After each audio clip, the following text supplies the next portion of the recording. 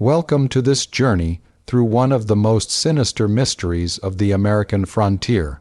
Tell us where you're watching from now, because this story will move you in a way few other accounts can. A tale where medicine became murder, where spectacle concealed slaughter, and where the promise of healing delivered only death.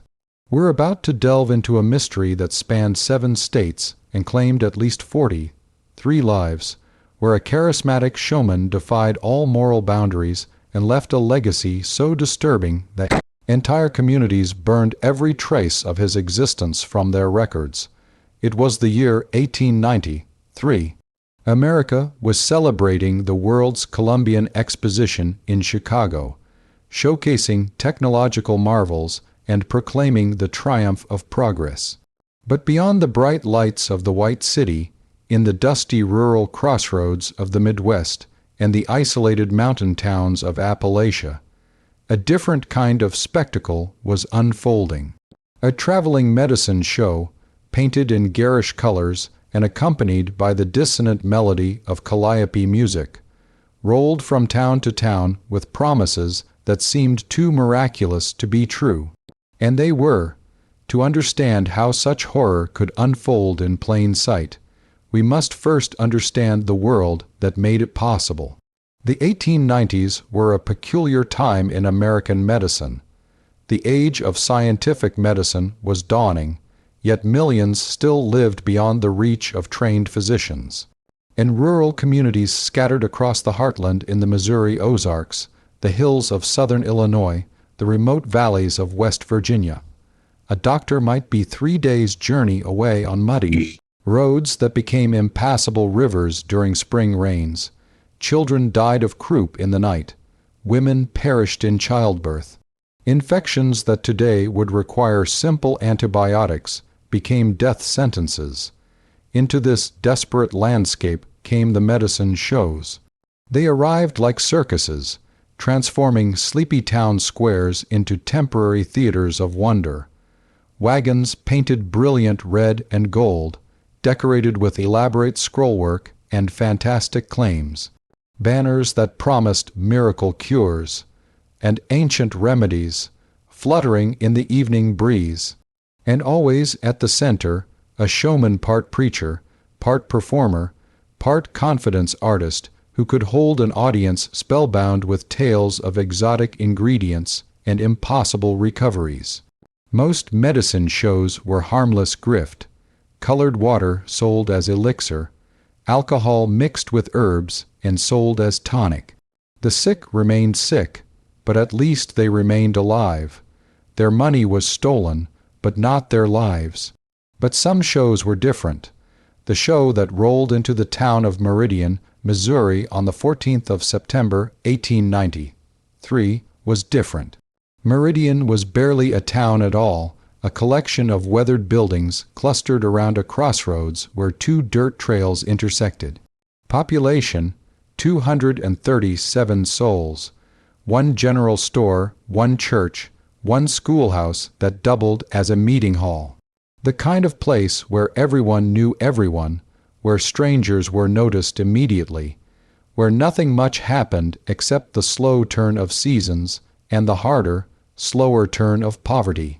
The wagons arrived just before sunset, when the light turned the Missouri dust into gold powder hanging in the air. 3 wagons, each pulled by matched horses that seemed too fine for the rough trade of traveling medicine. The lead wagon was a marvel painted deep crimson with gilt lettering that caught the dying sunlight. Dr. Cornelius Blackwood's phenomenal medicine show, featuring the ancient remedies of 7 continents, guaranteed relief or your money returned. The second wagon was larger, windowless, painted the same crimson but without decoration. The third carried props and equipment, a portable stage, folding chairs, lanterns strung on wire. Within an hour, the town square had been transformed. The stage erected, lanterns lit, a small crowd gathering as word spread through houses and fields. Children ran ahead of their parents, drawn by the novelty. Old men came leaning on canes, hoping for relief from the arthritis that made every movement agony. Young mothers carried feverish babies, praying for something, anything, that might break the fevers that traditional remedies could not touch. And then Dr. Blackwood himself emerged from the lead wagon. He was a striking figure, tall, perhaps 6 feet 3 inches, with a mane of silver hair swept back from a high forehead. His face was handsome in an angular way, all sharp planes and penetrating eyes that seemed to assess and catalogue each person in the crowd. He wore a black suit of obviously expensive material, a crimson vest, and a gold watch chain that caught the lamplight. His boots were polished to a mirror shine, despite the dusty roads he must have traveled. When he spoke, his voice carried across the square without shouting. A trained orator's voice, rich and resonant and absolutely confident. "Good evening, friends and neighbors of Meridian," he began, spreading his arms wide as if to embrace the entire assembled crowd. "I am Dr. Cornelius Blackwood, and I have traveled 10,000 miles to be here tonight. 10,000 miles across deserts and over mountains, through cities and across oceans, gathering the ancient wisdom of healers from 7 continents. And why would a man of learning and means undertake such arduous journeys?" He paused, letting the question hang in the evening air. "Because I have seen suffering, because I have witnessed good people like yourselves, dying from ailments that can be cured. Because modern medicine, for all its claims and all its arrogance, has abandoned you. The city doctors with their fancy diplomas don't come to places like Meridian. They don't care about your pain, your children's fevers, your grandfather's failing heart." Heads nodded throughout the crowd. This was a truth they knew intimately. "But I care," Blackwood continued, his voice dropping to something almost intimate, though it still carried to every ear. "I have dedicated my life to bringing real healing to real people, not the poison medicines sold in city pharmacies, not the experimental treatments that kill as often as they cure, but ancient remedies proven over centuries, gathered from the wisest healers on earth." What followed was a performance of calculated brilliance. Blackwood introduced his assistants, a man he called Professor Jeremiah Stone, who claimed to have studied with Tibetan monks, and a woman named Madame Celestine, allegedly a French herbalist trained in alpine healing traditions. Together, they demonstrated their various elixirs and tonics. There was the Vital Restoration Compound, claimed to cure everything from consumption to heart disease. The Oriental Pain Relief Tincture, supposedly containing secrets from Chinese physicians dating back 2,000 years. The Miracle Nerve Tonic, which Blackwood claimed could cure paralysis, blindness, and deafness. For each product, they offered testimonials. Letters, they said, from grateful customers, stories of miraculous recoveries. A woman in Iowa who had been bedridden for 3 years, now walking without assistance. A child in Tennessee, born deaf, who could now hear his mother's voice. A man in Kentucky, dying of consumption, now completely cured. The performance lasted 2 hours. By the time Blackwood began selling his remedies, the crowd was primed and desperate. Bottles were purchased $1 each, an enormous sum for people who might earn $10 a month in good times. But what was money compared to health? What was gold compared to life? 43 bottles were sold that night in Meridian, Missouri. Within 3 weeks, 8 people were dead. Sarah Whitmore was the first. She was 31 years old, married to Thomas Whitmore, a farmer who worked a hardscrabble 40 acres outside town. Sarah had been sick for months, a persistent cough that wouldn't heal, weight loss, night sweats. Everyone recognized the signs. Consumption, tuberculosis, the white plague that killed more people in rural America than any other disease. Sarah had attended Blackwood's show. She had purchased 2 bottles of the vital restoration compound, spending 2 months of careful savings on the promise of cure. According to her husband's later testimony, she took the medicine exactly as directed. 1 tablespoon 3 times daily, always with food. For 3 days, she seemed improved. The cough lessened.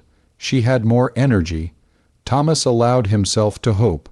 On the 4th day, she began vomiting, violent, uncontrollable retching that left her weak and gasping. By evening, she was running a high fever.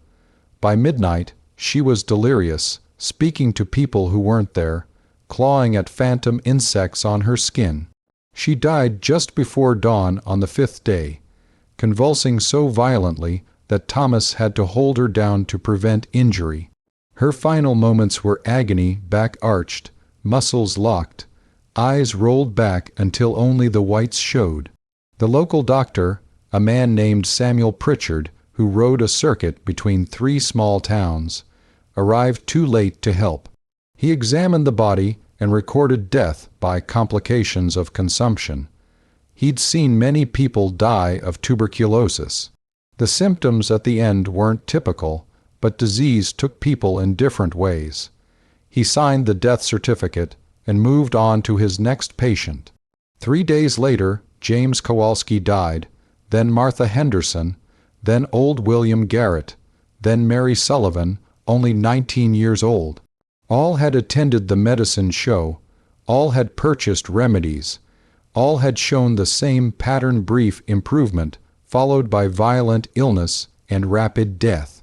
By the time the 8th victim died, Dr. Pritchard was certain he was looking at something other than natural disease. But the medicine show had moved on, leaving Meridian 10 days after their arrival, heading northwest toward Iowa. And the dead were already buried, committed to the earth before anyone recognized the pattern. Pritchard wrote letters to the county sheriff, to the state medical board, to every law enforcement agency he could think of. But in 1893, there was no central database of crimes, no way to track a traveling show across state lines, no federal agency with jurisdiction over interstate criminal activity. The medicine show rolled on. Cedar Falls, Iowa, October 3, 1893. The show arrived on a Tuesday, set up their stage in front of the courthouse, performed their routine to an appreciative crowd of farmers and townspeople. Dr. Blackwood was as charismatic as ever, his assistants as convincing, his testimonials as heartfelt. 52 bottles sold. 9 people died over the next 2 weeks. Among the dead was a 6-year-old boy named Timothy Walsh.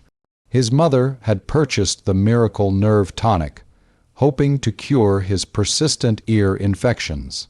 Timothy died screaming, his small body racked with seizures, foam bubbling from his mouth as his mother held him and prayed and wept. The local sheriff, a man named Robert Hayes, was troubled. 9 deaths in 2 weeks in a town of less than 1,000 people was extraordinary. He began asking questions, talking to families, piecing together the connection. By the time Hayes realized that all the dead had purchased remedies from the medicine show, Blackwood and his wagons were already crossing into Minnesota. Hayes sent telegrams to sheriffs in surrounding counties, to the state capital, warning of dangerous medicines, possible poisoning, request to detain for questioning. But telegrams were slow, communication between jurisdictions was poor, and traveling medicine shows were common. Which show, exactly? What was the description? In an era when dozens of medicine shows crisscrossed the country, how could you identify one from a brief telegraph description? The warnings went unheeded. The pattern continued through the autumn of 1893. Winona, Minnesota. 7 dead. La Crosse, Wisconsin. 11 dead. Dubuque, Iowa. 5 dead. Galena, Illinois. 13 dead. In each town, the same sequence. Arrival at dusk. Spectacular show, high pressure sales, departure within days. And then, a week or two later, the deaths would begin. Not everyone who purchased the remedies died. This was crucial to understanding why the pattern wasn't recognized sooner. Perhaps 1 in 5 customers would die. The others would experience nothing worse than stomach upset, or show no symptoms at all. This randomness made it difficult to establish clear causation. When Sarah Whitmore died in Meridian, her neighbor who had also purchased the tonic remained healthy. When Timothy Walsh died in Cedar Falls, 3 other children who had taken the same medicine recovered from their ailments. It would be months before anyone understood why. Meanwhile, letters and telegrams were slowly building a web of concern across multiple states. Doctors talking to doctors, sheriffs comparing notes, county coroners recognizing similar symptoms. But the bureaucracy of law enforcement in the 1890s moved at the pace of horses and handwritten correspondence. And Blackwood moved faster. By early November, the show had worked its way south, following the weather toward warmer climates and fresh audiences.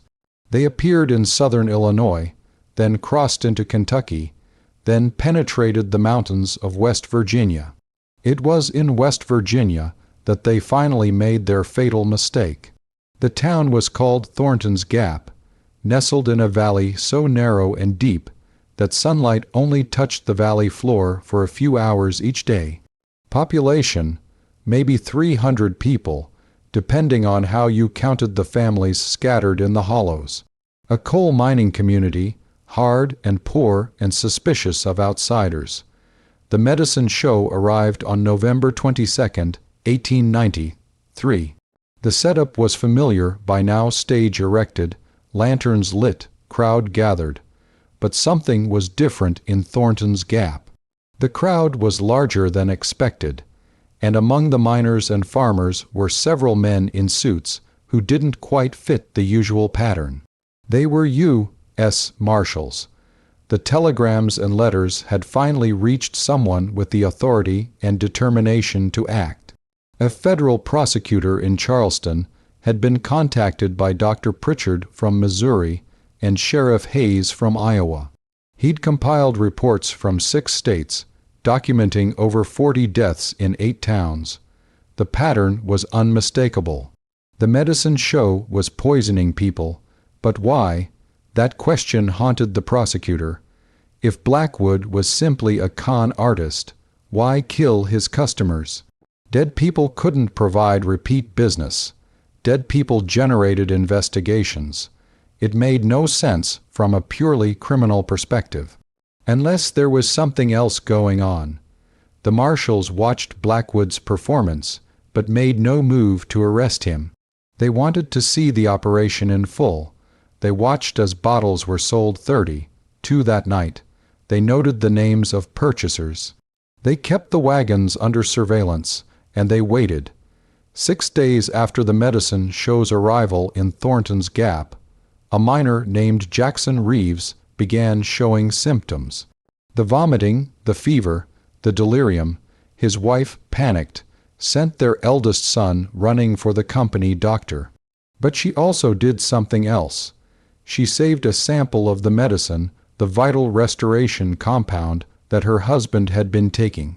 When Jackson Reeves died on the evening of November 30th, the marshals were there within the hour. They seized the medicine bottle, they questioned the widow, and they began moving on the medicine show with warrants for arrest. The raid happened at dawn on December 1st, 1893. The medicine show was camped on the edge of town, their 3 wagons arranged in a defensive circle. The marshals surrounded the camp and moved in as pale gray light filtered through the mountain peaks. Dr. Cornelius Blackwood emerged from the lead wagon in his nightshirt, hair disheveled, no longer the charismatic performer, but an aging man roused from sleep. Professor Stone appeared a moment later, reaching for something in his belt before a marshal's rifle convinced him otherwise. Madame Celestine tried to run and was tackled before she'd taken 3 steps. They were arrested without significant resistance. What followed was a search of the wagons that revealed the full scope of the operation. The lead wagon contained living quarters surprisingly luxurious for traveling criminals. Fine bedding, expensive clothes, a locked strongbox containing over $8,000 in cash and gold coins. The accumulated proceeds of death. The third wagon held props and equipment as expected. But the second wagon, the windowless crimson wagon that had traveled with them for months, contained something else entirely. A portable laboratory, glass vessels and copper tubing, scales for measuring precise quantities, bottles of chemicals, many labeled in Latin, and notebooks, detailed notebooks filled with formulas, measurements, observations written in a neat, clinical hand. This was no simple confidence scheme. This was something far more calculated. Among the notebooks, Marshal Thomas Crawford found a ledger. It contained names, dates, locations, a complete record of every town visited, every bottle sold, every customer who had purchased remedies, and next to perhaps one name in 5, a small notation, effective. Those were the dead. The bottles themselves were analyzed by a chemist in Charleston, a man named Dr. Howard Mitchell, who had studied at Johns Hopkins and brought rigorous scientific method to his examination. His findings were chilling. The remedies contained alcohol, as expected, various herbs and plant extracts, mostly harmless, food coloring, molasses for sweetness, and arsenic, but not in every bottle. This was the crucial discovery that explained why only some customers died. Blackwood wasn't indiscriminately poisoning people. He was selectively targeting them. Approximately 1 bottle in 5 contained a lethal dose of arsenic, enough to kill an adult over the course of 4 to 7 days. The symptoms matched perfectly. Initial improvement: arsenic could temporarily suppress some symptoms, followed by vomiting, fever, convulsions, and death. But why? Why poison random customers? Why create a trail of bodies that would inevitably lead to investigation? The answer emerged during interrogation. Professor Jeremiah Stone, whose real name was Jeremiah Blackwood, Cornelius's younger brother, broke first. In exchange for a reduced sentence, he provided a confession that stunned even hardened marshals. They were conducting experiments. Cornelius Blackwood had studied medicine briefly in the 1860s, but never completed his degree. He'd become obsessed with the idea that disease could be cured through precise application of toxins, the principle of hormesis, poison as medicine. But the medical establishment had rejected his theories as dangerous quackery, so he'd taken his experiments on the road. The medicine show was a cover for systematic human testing. By poisoning some customers and not others, Blackwood could observe the effects of various dosages. By selling to people with different ailments, he could study how arsenic interacted with different conditions. He kept meticulous records, treating desperate rural Americans as unwitting laboratory subjects. In his mind, he was a visionary scientist, ahead of his time, forced to work in secret because conventional medicine couldn't recognize his genius. The deaths weren't crimes, they were necessary casualties in the pursuit of knowledge. To everyone else, he was a mass murderer who had killed for no reason other than intellectual curiosity. The trial took place in Charleston, West Virginia, beginning in February of 1894.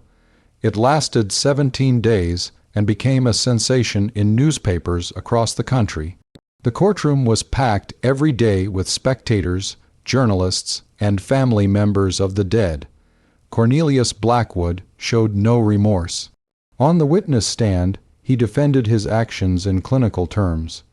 He spoke of his experiments as if discussing academic research, referring to his victims as subjects and their deaths as outcomes.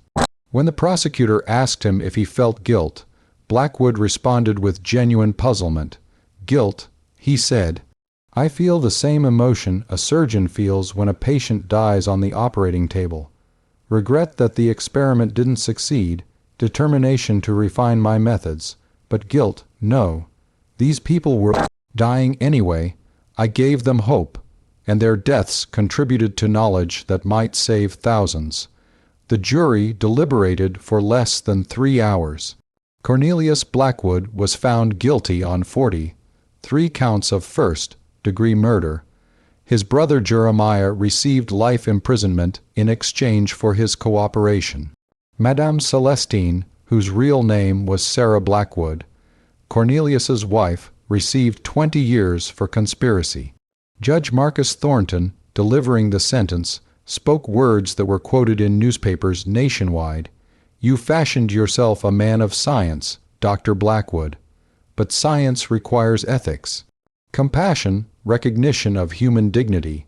What you practiced was not science, but sadism dressed in academic language. You exploited the desperate, preyed upon the suffering, and turned human lives into data points. For these crimes, there is only one just sentence."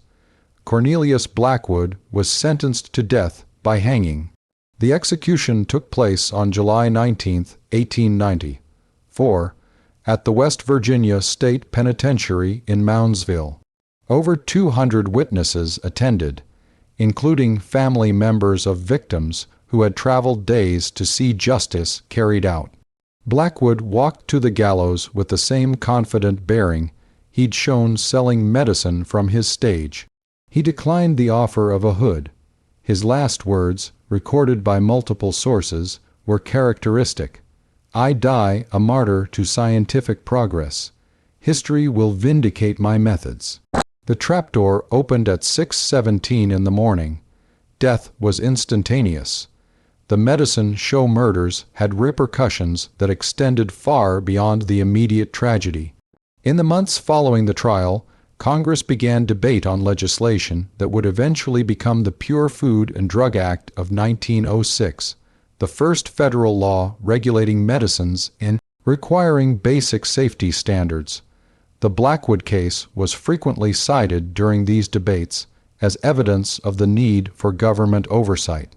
At the state level, new laws were passed requiring licensing for anyone claiming medical expertise, restricting the sale of compounds containing dangerous substances, and giving law enforcement greater authority to investigate traveling vendors. But perhaps the most profound impact was on the communities themselves. In Meridian, Missouri, the 8 dead were memorialized with a single monument in the town cemetery. The inscription reads simply, "Lost to false promises, 1008. 193. The town never fully recovered economically. The tragedy marked Meridian as cursed, and young people moved away seeking opportunities elsewhere. By the 1920s, the population had dwindled to less than 100. Today, it's a ghost town, the buildings collapsed, the roads reclaimed by forest. Cedar Falls, Iowa buried its 9 victims in a section of the cemetery that became known as Medicine Row. For decades afterward, residents reported strange occurrences there: unexplained lights, the sound of children crying, the smell of bitter almonds characteristic of arsenic, poisoning on windless nights. Psychologists would later attribute these phenomena to collective trauma and guilt. The guilt of having been deceived, of having unknowingly sent loved ones to their deaths by purchasing the very medicine meant to save them. Thornton's Gap in West Virginia held an annual memorial service for Jackson Reeves and the 2 others who died there. The service continued for over 60 years, long after most witnesses to the original events had passed away. It became a ritual of remembrance, a way of saying, "We will not forget." We will not let these deaths become meaningless statistics. The 3 red wagons of the medicine show were burned in a public ceremony in Charleston, attended by hundreds. People said you could see the smoke for miles, a dark pillar against the winter sky. No one wanted any physical remnant of the show to survive, no souvenir or artifact that might be preserved or, worse, celebrated by the morbidly curious. But some things could not be destroyed by fire. The notebooks survived, locked away as evidence, eventually transferred to the West Virginia State Archives. Researchers who have examined them report a feeling of profound unease, reading Blackwood's meticulous observations of people dying, his clinical notes on symptoms and timelines, his complete absence of empathy or moral concern. Here was evil not born of passion or rage, but of cold intellectual detachment. Perhaps the most disturbing form of evil, the kind that sees human beings as objects, as means to an end, as resources to be used and discarded. In the decades that followed, the Blackwood case became a touchstone in medical ethics education. What are the boundaries of experimentation? What constitutes informed consent? How do we balance the pursuit of knowledge against the protection of human dignity? These questions, debated in university classrooms and ethics committees, have their roots in that autumn of 1893, when a silver-haired showman traveled rural America, leaving death in his wake. The victims themselves 43 confirmed, possibly more in towns where records were incomplete, remain mostly forgotten. We know some names: Sarah Whitmore, Timothy Walsh, Jackson Reeves, but most exist only as entries in a ledger, a mark in a notebook, a subject in an experiment they never consented to join. They were farmers and miners, mothers and children, old men hoping for relief from pain and young women hoping for cures to diseases that would be conquered within decades by actual medical science. They were desperate and trusting and human, and they deserved better than to become footnotes in a madman's research.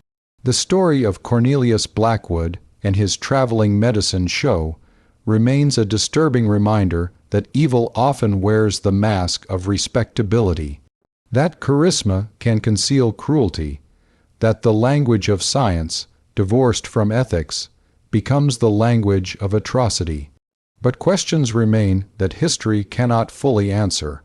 How many towns did the medicine show visit before that autumn of 1893? Were there earlier victims, buried and forgotten before anyone recognized the pattern? The ledger recovered from the wagon began in March of that year, but evidence suggests the show had been traveling for at least 2 years prior. If so, the death toll might be far higher than 43. And what of the customers who survived? Did those who took the unpoisoned bottles ever realize how close they came to death? Did they count themselves lucky, or did they remain forever ignorant that their cure might have been their execution? To this day, the West Virginia State Archives receive occasional inquiries from people researching family history, finding an ancestor's name in the list of Blackwood's customers, wondering if their great-great-grandmother's mysterious death in 1893 was really from natural causes or something far more sinister. The answers, like so many questions from that era, are lost to time.